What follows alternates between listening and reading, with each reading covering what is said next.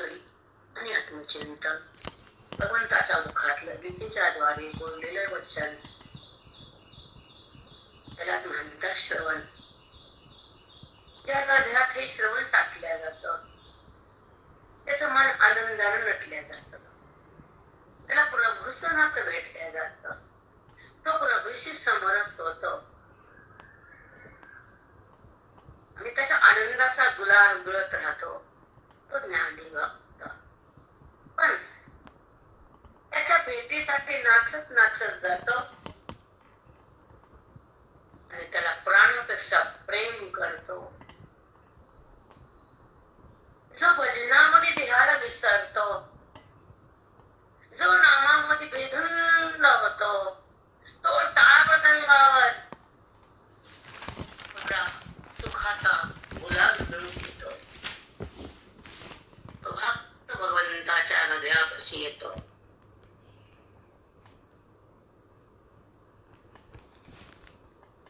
लक्षात ठेवा, भगवंत त्याच्यासाठी विटेवर उभा राहतो. नाही, वारीला कळसावर थांबतो आणि भक्ताला पाहतो आणि नंतर मुक्तीला उभा राहतो. संताच्या द्वारे ग्रंथाच्या शब्दात तो विठ्ठल असतो. त्याला वेद नाव देतो आपण, श्लोक नाव देतो आपण, तो विठ्ठल आहे.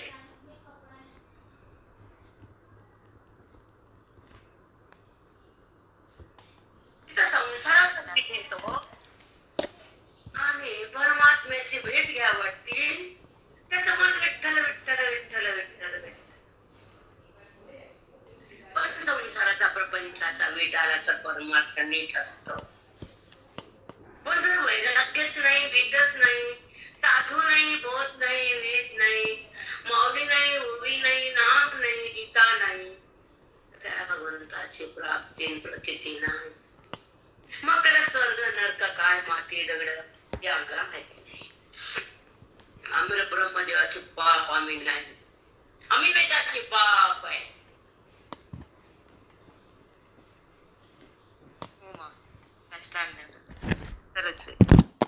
तो हृदयात तो आहे, तो जगत, तो जीव, तो शिव, तो परमात्मा, तो परब्रह्म, तो आनंद, तो सत, तो चित, तो आहे, तो नाही पण तोच.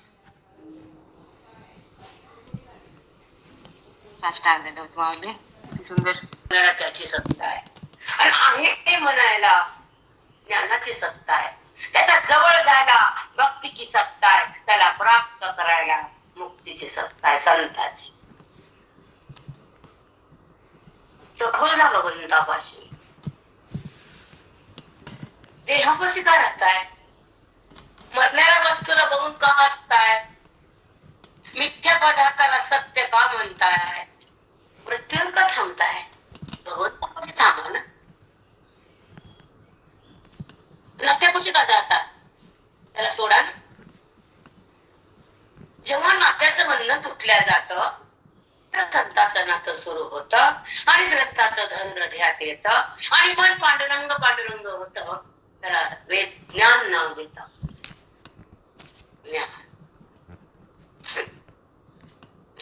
ज्ञान म्हणजे काय? मन पांडुरंग. भक्ती म्हणजे काय? प्रेम पांडुरंग. त्याचा विषय पांडुरंग होतो. न जगत न देणं, न नातं, न गोत, न प्रेम, न पैसा, न दान. नाचत नाचत त्याच्या गावाला जाऊया, विठोबाला सन्मुख पाहूया, त्याच्या सुखात बेधून होऊ द्या. मृदंगाच्या तालावर आपला स्वर एक करू द्या. हृदयाचा विना त्या नामात सजू द्या आणि भक्तीची ध्वजा त्या कळसावर उडवू द्या. ज्ञानात बुद्धीचा प्रवेश आहे तोपर्यंत नाही. भक्तीची ध्वजा फडफडलीच पाहिजे. नामाची मजा भोगलीच पाहिजे. संताचा संग धरलाच पाहिजे. वेदाचं अंग आलंच पाहिजे.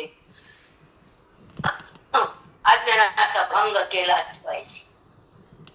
देहातून मन बाहेर आलंच पाहिजे. प्रभूची ओळख केलीच पाहिजे. जगताची ओळख संपलीच पाहिजे. आणि जडाचा संबंध फेकलाच पाहिजे. आणि ज्या भगवंताची ओळख नाही ती झालीच पाहिजे. सुखदुःखाची ओळख कशाला, मी तू कशाला, देहभाव कशाला, संपला पाहिजे. तो ज्ञानी नसतो. जिथं अभिमान विलय पावतो, जिथं अज्ञान निराश होत, जिथं वृत्ती बाधित होती, मन राम होत. ते देहाकडे ना कुठं राहत, जगताला ते कुठं पाहत, कारण त्याच्या सत्तेत जगतच नसतं. ज्ञानी भक्त आणि जगत दिसून तो नाचत असतो भक्तीत, तर जगताचा विसर असतो. ज्ञानात बाध असतो आणि संसारामध्ये जगतासाठी विकार असतो. हे ज्याला कळत नाही तो पापी असतो, केवळ पापी. मला आता खड्ड्यातला आम्हाला न देणं नाही घेणं जगताचं, न देणार ना देणं नाही. पाठ नाही. एवढी एकादश झाली पाया पंढरपूर विठ्ठल सकाळी गुरुजी भक्ताचा समुदाय, नामाचा गजर, तर ज्ञान नाही. असं कसं ज्ञान? जेव्हा राम आणि तुझं प्रेम, जेव्हा साधू त्याचा मोक्ष टप्पे असतात. साधूपाशी केवळ मोक्ष असत, भक्तापाशी केवळ प्रेम असत, आणि संसारिकापाशी केवळ अज्ञान असतं. म्हणून पाठ बंद. मला अज्ञान संपलंच नाही का, मूर्खपणा गेलाच नाही. तो मी आणि जो परमात्मा मी आहे मला माहित नाही आहे. मी देहभावामध्ये अडकलेली, वासनाने धडपलेली मी. बुद्धी म्हणजे जीवात्मा, तो या उपाधीमध्ये आलाय. आणि तो जीवात्मा त्या बंधनाला सोड म्हणून या उपाधीला मध्ये त्याला टाकलंय देवानं. किंवा आता तरी देव मला पावशील का, रूप दावशील का देवा विठ्ठला, त्याचा नाव तरी पावशील ना मला. माझा नवस किती ओळख माझी, माझा नवस आहे. तुझी प्राप्ती म्हणजे नवस आहे, आणि तुझा अनुभव म्हणजे माझी हाऊस आहे. हो माऊली, साष्टांग राम बाई. एक सांगतो तुम्हाला, हृदयातून, प्राणातून, श्वासातून देवाला पाहताना म्हणा, तू किती गोड आहेस रे, किती सुंदर आहेस, तुला किती बघा वाटतं रे विठ्ठला. तुझे डोळे किती छान आहेत कृष्णा, तुझं हास्य किती छान आहे,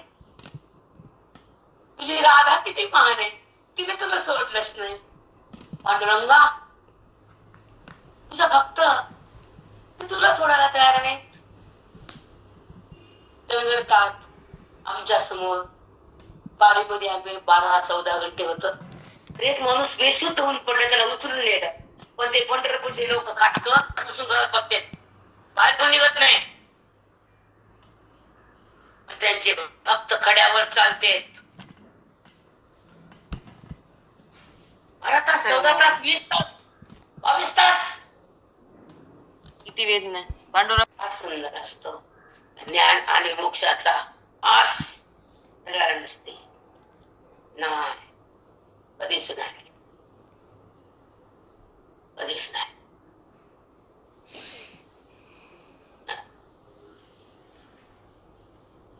कारण बिचारे दुबळे, त्यांना माहित नाही कसा बोलायचं आहे.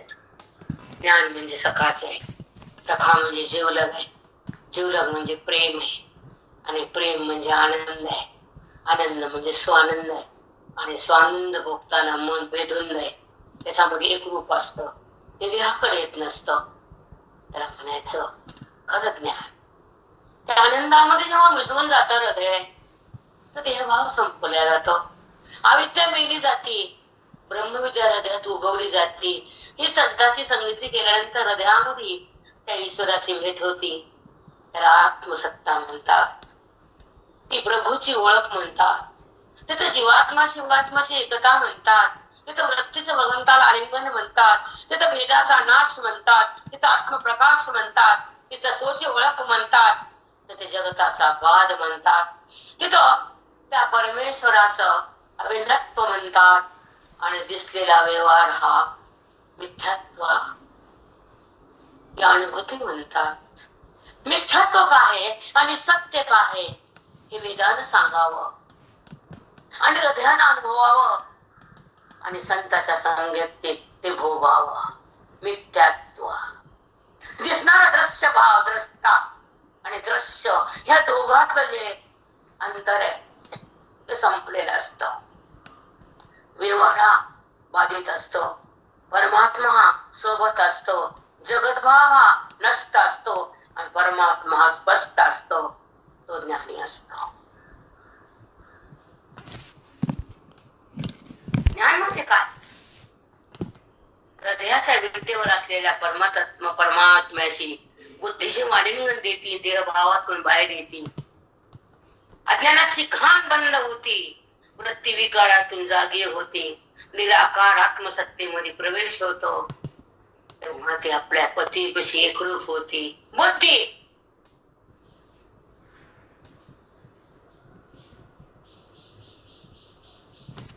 संगमात राहता येत, जीव शिवाचा नातं एकत्र येत. त्याला बोधाचा संगम वेदाचं अंगण म्हणतात, ज्ञानाची उधळण म्हणतात, प्रेमाचा गुलाल म्हणतात, स्वला स्वची अनुभूती म्हणतात, स्वानंदाचा गाभा म्हणतात, गीतेचा प्रभाव म्हणतात, ओवीची शक्ती म्हणतात, साधूची भक्ती म्हणतात, मोक्षाचं अंग म्हणतात आणि वेदाचा संग म्हणतात. तिथं मन आणि विठ्ठल एकत्र येत. एकादशी म्हणजे एक अवस्था तयार होती, आत्मस्थिती, त्याला म्हणतात एकादशी. आषाढी, आशा नाही ती आषाढी, मला आडी नाही ती आषाढी, मन वेड नाही ती आषाढी, मन पागल बनत नाही संसारात बघू बघू, देहाला बघू बघू, जडामध्ये मिसळत नाही मान आषाढी, आशाच नाही अकलून दिली आषाढी.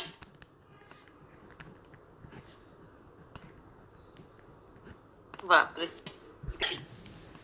एक अवस्था बघताना आशा नाही, एक अवस्था बघताना वृत्ती नाही, एक अवस्था बघताना जगत भाव नाही, एक अवस्था बघताना वृत्तीमध्ये विकार नाही आणि एक अवस्थेमध्ये बुद्धी जेव्हा प्रवेश करती तर ब्रह्मालिंगन देती, स्वरूपामध्ये सदा राहती, आनंदाला स्वतः खाती, दुःखाला पाय राखून देती, ती वृत्ती ब्रह्म होती. ज्ञानावर बाकीची गरज नसते. दुधाचा खवा झाल्यावर खवा हलत नाही, पण दूध राहिल्यावर नासल्याशिवाय जमत नाही दुधाला.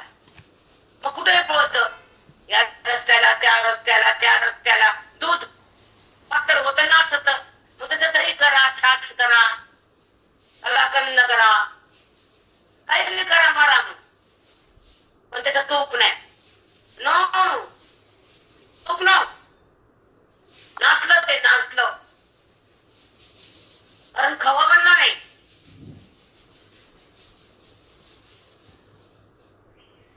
हो माऊली. त्याला साय नाही, त्याला लोणी नाही, त्याला पवित्र नाही, त्याच्यापासून तूप नाही, म्हणजे वृत्तीमध्ये अज्ञान जिवंत ठेवलं. दूध नासून गेलं, आयुष्य तुम्ही तुमचं नासून टाकलं, कारण तुम्ही भगवंतापासून दूर गेला, संसारामध्ये मोहून गेला, देहभाव जिवंत ठेवला, पदार्थाचा संबंध केला, वृत्तीत विकार झाला, जगतभाव म्हणते त्याला. आत्मभाव नाही, जगतभाव.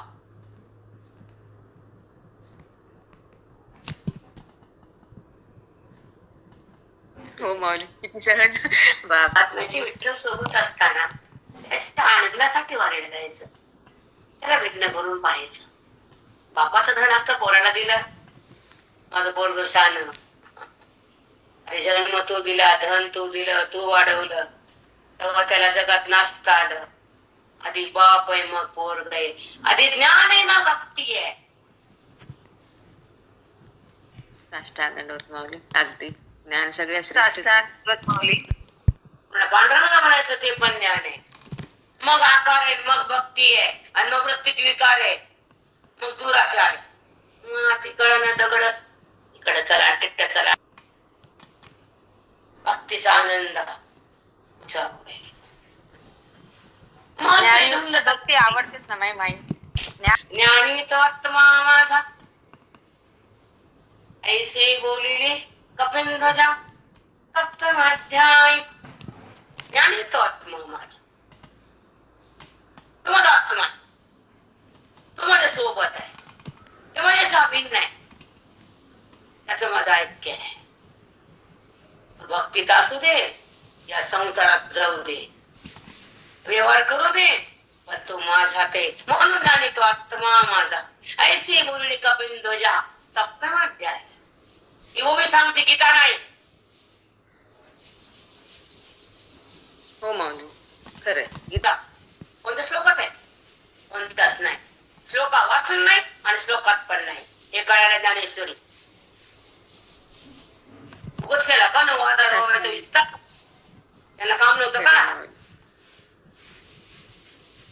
आपल्याकडे झाले आमचे मौली. पुन्हा भगवंत कृष्ण परमात्म्याचा गीतेपर्यंत थांबले नाही. गीता कळत नाही, बुद्धीला समजत नाही, शब्द उच्चार होत नाही, म्हणून त्याची ज्ञानेश्वरी झाली. इतकं तरी कळू द्या. ब्रह्मविद्येचा सुकाळ करी ये मराठीच्या नगरी. आम्हाला घेतली नाही तेलगू, आंधळा, कन्नडा, हिंदी नाही घेतली. कोणती घेतली माऊलीनं भाषा? मराठी. हे मराठीचे नगरी ब्रह्मविद्येचा सुकाळ करी. तो काय केला? कुणाचा? ब्रह्मविद्येचा. स्वस्त स्वस्त सच फुकट फुकट फुकट. तुका 100 रुपये किलो टमाटे होते, पुन्हा 5 रुपये झाले. 100 रुपये 200 रुपये किलो झेपत नाही, पण 10 रुपये झाल्यावर तुम्ही खाण्यास वरात नाही, आणि 200 रुपये झाल्या कुणाची ताकद नाही खायची टमाटे. असं संस्कृत भाषा पचायला अवघड आहे, कळायला अवघड आहे, बाणायला अवघड आहे. आणि मराठी 5 रुपये किलो टमाटे. कोई भी आओ ले जाके जाओ. तू पण आ. हो माऊली, आमच्याकडे 5 रुपये पण नाही. सगळ्या हृदयामध्ये ठेवता येते, मुक्ती भोगता येते, विरक्ती प्राप्त होती, अनुभूती चाकता येते, आणि मुक्ती हातात येते, भक्ती सिद्ध होती, राम बुद्धीला रामाची ओळख होती. इसको बोलते ज्ञानेश्वरी.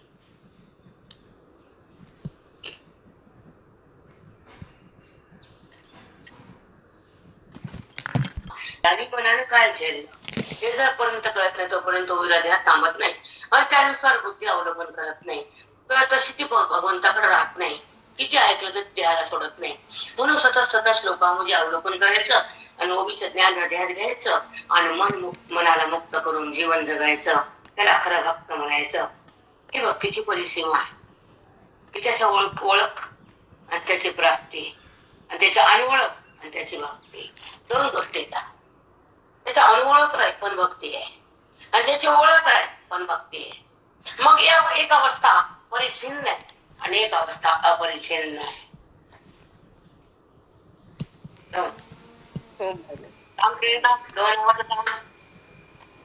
भक्तीच्या 2 अवस्था. हो माऊली, त्याला ओळखून भक्ती, त्याची भक्तीची अपरिच्छिन्न अवस्था, आणि त्याला न ओळखून ती परिच्छिन्न अवस्था. तेव्हा बुद्धी भगवंताला पाहते न अंतःकरण, न जीवात्मा. त्याला पाहतो प्रेमाच्या द्वारे. भगवंताला बघितले तर प्रेम तयार होतो, उकळ्या मारतात, ठीक आहे. पण अंतर काय राहत? वृत्ती जिवंत राहते, आणि ती वृत्ती आणि तो अलग अलग. पण जेव्हा त्याची ओळख होती तर वृत्ती भगवंतात मिसळून जाते, अलग नाही, एक अपरिच्छिन्न. ती भगवंतातून अलग नाहीच, ती देहावर पण येतच नाही, आणि व्यवहार झाला संबंध राहतच नाही. दुःख झाले तरी वृत्तीमध्ये विकार नाही, आणि बुद्धी भगवंतापासून भिन्न नाही, देहाशी अभिन्न नाही, जगताचा स्पर्श नाही, केवळ ती सत्ता त्याच्यामध्ये असते, ती त्याच्यामध्ये असते. बुद्धी नाम जीवात्मा धर्मांतकरणाचे चालू असतात, विवाह सतत होत असतो, प्रारब्ध समोर असतं, सुख दुःखाचा खेळ असतो, ज्ञानाचा मेळ कधी थांबले जात नसतं.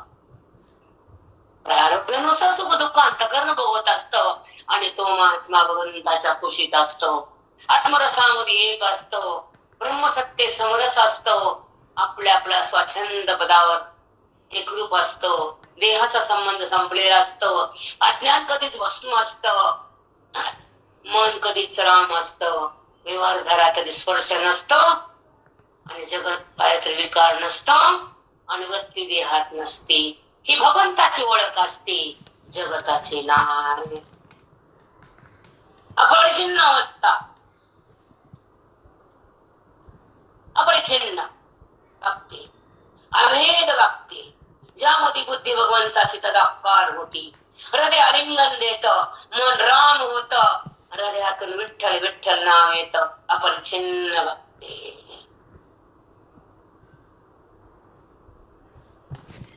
असतो तेव्हा त्याची अनोळख असते, तेव्हा ती भिन्न भक्ती, त्याला भिन्न पाहून भक्ती.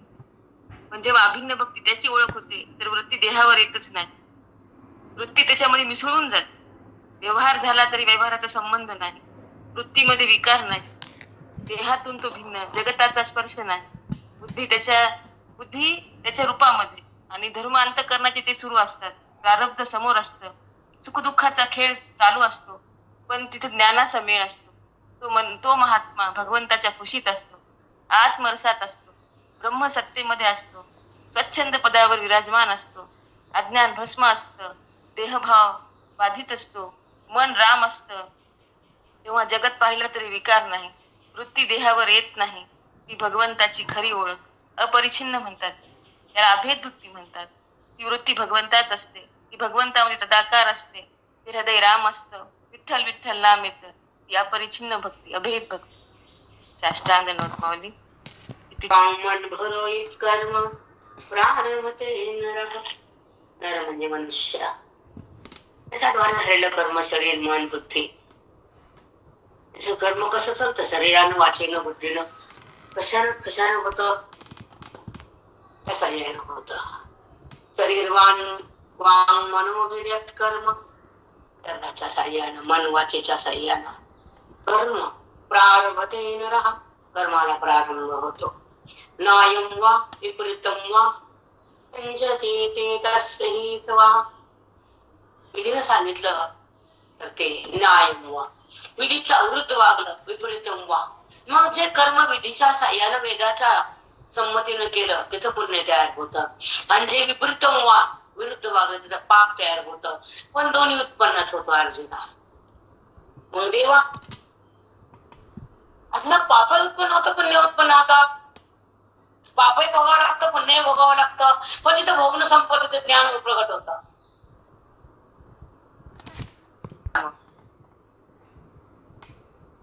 जे कर्म करताना कर्माचं कारण 5 आहेत, हेतू आहे, हे ज्यांना कळालं, बुद्धीने निश्चय केला, मी कर्म करत नाही, कर्माचा करता आहे, आणि पाहणारा मी आहे, करता मी नाही, असं जेव्हा बुद्धी निश्चय करते, ते कर्मातून बाहेर येते आणि सूक्ष्म देह विघडून जातो.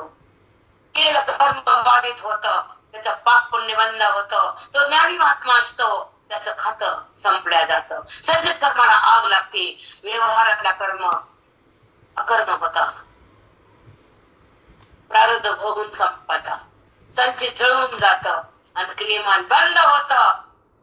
त्याचा संबंध माझ्याशी असतो, देहाशी नसतो. ते कर्म मनात अर्पण असतं.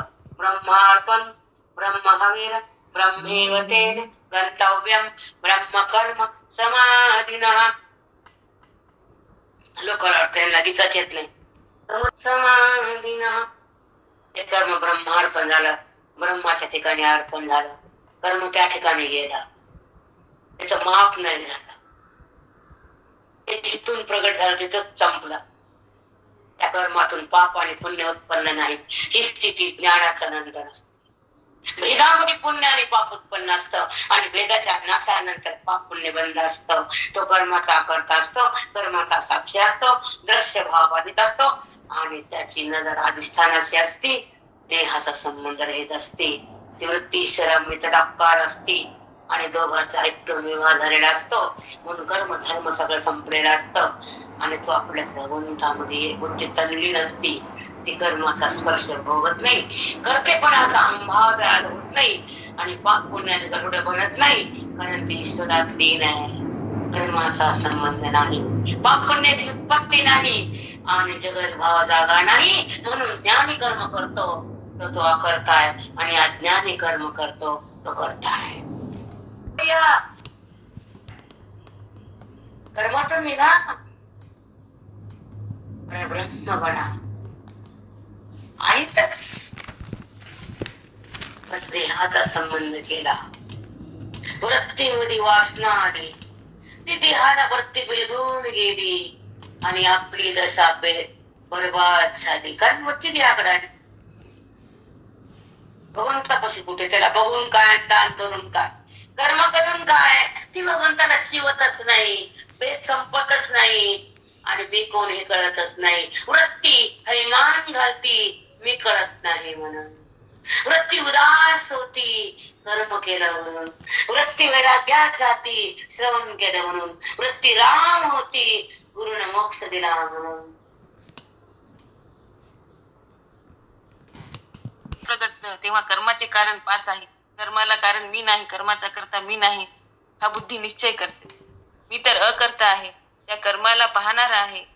हे बुद्धीला जेव्हा ती जाणते तेव्हा ती बुद्धी कर्मातून बाहेर निघते. ते कर्म बाधित होतं, त्या कर्माचं पाप पुण्य संपत. पाप पुण्य उद्भूतच होत नाही. संचित कर्माला आग लागते. ते केलेलं कर्म अकर्म होतं. प्रारब्ध भोगून संपत आणि क्रियमान उद्भूतच होत नाही. क्रियमान बंद होतं. तिन्ही कर्म संपले. मग त्याचा संबंध माझ्याशी आहे अर्जुन. ते कर्म ब्रह्मकर्म झालं. ते कर्म मला अर्पण झाले, ब्रह्माला अर्पण झाले. त्या कर्माचं पाप पुण्य नाही. जे भेदात असतात त्यांच्यासाठी पाप पुण्य आहे, पण जे अभेदात आहेत तो कर्माचा साक्षी असतो. दृश्यभाव बाधित असतो. त्याचा संबंध अधिष्ठानाशी असतो. वृत्ती ईश्वरामध्ये तदाकार असते. त्याचं कर्मधर्म संपलं. त्याला अहमभाव नाही, जगतभाव नाही, देहभाव नाही. जेव्हा वृत्तीत वासना आहे तेव्हा ती वृत्ती देहाला बिलगते, भेदामध्ये येते, पण त्याला मी कोण कळत नाही. पण जेव्हा ती वैराग्यात येते श्रवणानं आणि राम होते गुरुच्या आशीर्वादाने आणि कर्म अकर्म होतं बोधानं. साष्टांग गुरुमुळे वृत्तीमध्ये उत्थान असतं ना कर्माचा साक्षात्कार. ईश्वर साक्षात्कार कुठे येतं यामध्ये? नाही, कधीच नव्हतं. कर्माचा संबंध आहे, वृत्ती कर्मात आहे, वृत्ती जगात आहे, वृत्ती वासनेत आहे, वृत्ती पापात आहे, वृत्ती पुण्यात आहे. भगवंतात कुठं घातले आपण? तिला कर्माकडे गेलं म्हणजे भेद. ती कर्मामध्ये राहते म्हणजे भेद. कर्माचं स्मरण करून सूक्ष्म संस्कार घेते. लिंग देह कायम राहतो, स्थूल देह जळून जातो आणि तो लिंग नाना योनीमध्ये फिरतो. त्याला वासनात्मक देह हरिगुरुला म्हणावं. हा ज्ञानानं संपून जातो, भस्म होतो, त्याचा नाश होतो. तेव्हा ते अंतःकरण मनोबुद्धी राम होते. मग त्याचा संबंध देहाशी नाही, कर्माशी नाही, वासनेशी नाही, कशाशीच नाही. त्याचा संबंध आत्मा परमात्म्याशी असत. विठ्ठलाशी बुद्धी समरस असते. ती विठ्ठल विठ्ठलच होते. कर्म केलं तरी मी केलं नाही, पुण्य केलं तरी माझं नाही, जगताला पाहिलं तरी ते करणार नाही, व्यवहार झाला तरी विकार नाही आणि देहभाव कधीच उत्पन्न होत नाही. तो राम झाला बेटा, तो राम झाला. पूर्णविराम म्हणते त्याला. तो ब्रह्मपदी आला, तो राम झाला. विराम पावला तो ईश्वरा. साक्षी भावानं जागा होतो तो. हरी सोबत सदा रममान असतो तो. हरी रूप असतो तो. हरीचा संबंध असल्यानंतर हरी रूप आहे आणि देहाचा बुद्धीने संबंध केला की बुद्धी देह रूप आहे.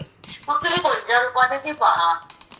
आम्हाला न घ्यायला कोणाचं ना. आमचा संबंध कोणाशी आहे? नात्याशी, धनाशी, व्यवहाराशी, पापाशी, कर्माशी, पुण्याशी, जगताशी, अंकाराशी, वासनेची काय संबंध करते वृत्ती तुमचा तपासून बघा. मग व्रत कैवल्य करा. अल्पच नाही, अलकट तो संसार येथे सार भगवंत. ऐसे जागवितो मना सरसे जना सहित. अलकट तो संसार येथे सार भगवंत. चंदनासारखा उडून जाणारा पलकट संसार आहे. तिथं रमू नको, तिथं नाचू नको, त्याला बघून हसू नको. त्याचा भाव कर, ब्रह्मभाव जागा कर, कर्मातून चित्त निवृत्त कर, संताचा संग धर आणि ज्ञानेश्वरीचा बोध आज प्राप्त कर. तर तुम्हाला मोक्ष आहे. अरे हातून तुम्हाला भगवंताची प्राप्ती आहे. अरे हातून त्याची सतत प्रतीती आहे. उतर्या मानण्याच्या देहातून प्रतीती नाही. आज घडलं का रात चंद्रभागेत हेतू होईन पल्लवी पल्लव पुष्प मिंजनावी पुष्प फळाते असे ना. तसे एखाद्याच्या आयुष्यात सद्गुरु संत येतात, महाबोध देतात आणि मन सुगंध्याने राम होतो, आनंदात जातो. अचानक वसंत ऋतू येतो बागेत आणि त्या झाडाला कोळे कोळे पानं, भाज्या, फुलं, फळं, सुगंध दरवळ जातो. पण वसंत ऋतू मुळे त्याचा आनंदाचा सुगंध दरवळतो माझ्या संत संघांवर. बोलतात ना हो देवा. आणि जे मेघू मेघे वृष्टी प्रसंग वृष्टी तव भोगू सस्य सुखाचा. वृष्टी तव भोगू सस्य सुखाचा. वृष्टी म्हणजे पाऊस, मेघ म्हणजे आकाशात येणारे ढगामध्ये पाणी. ते वाऱ्याच्या द्वारे आकाशात मेघ येतात, पण पाण्याला घेऊन येतात. आणि ते पाणी जर वारं लागलं तर थंडगार पाणी बद बद बद जमिनीत पडतं. आणि ते पाणी जमिनीत साचतं. तर पाणी आणि पृथ्वी मिळून काय केलं पुढचा ऐका. वृष्टी स्तव भोगू सस्य सुखाचा. वृष्टी म्हणजे पाऊस. पावसाचा आणि ज्या पृथ्वीचा संबंध झाला तर अनंत फळ, अनंत धान्य, अनंत फुलं, अनंत वनस्पती, सगळं सगळं भरभरून पृथ्वी झाकून जाते. पण जेव्हा ती वृष्टी पाण्याची मेघातून पृथ्वीमध्ये पाणी जातं आणि पृथ्वी आणि पाणी एकत्र होतं सस्य सुखाचा. मग फळं, फुलं, भाज्या, वनस्पती, औषधी सगळं लतबुदून जातं पृथ्वीच्या पाण्याच्या द्वारे. फळं, फुलं, सुगंध, भाज्या, पुन्हा तुमचं धान्य, धन सगळं तुम्हाला लखलखून देते. पण जेव्हा पाऊस मेघ ढगात घेऊन येतात आणि वाऱ्याचा संबंध होतो आणि ढगाला गार वारं लागतं, तेव्हा ते ढग अडवल्या जातात आणि तिथं पाणी पडल्या जातं. ते पाणी पृथ्वीमध्ये साचल्या जातं. दोघांचा संबंध होतो आणि तेव्हा पृथ्वी लदबदून जाते फळानं, फुलानं, पुष्पानं, वेलीनं, वृक्षानं, पांड्यानं. तेव्हा तो दरवळतो सुगंध. तसा अंतःकरणामध्ये गुरुचा बोध जेव्हा पाणी रूपानं साचल्या जातो तर ज्ञानाची बहार येते आणि मोक्षाचा बगीचा फुलल्या जातो आणि तेव्हा तो महात्मा होतो. तस्य सुखाचा.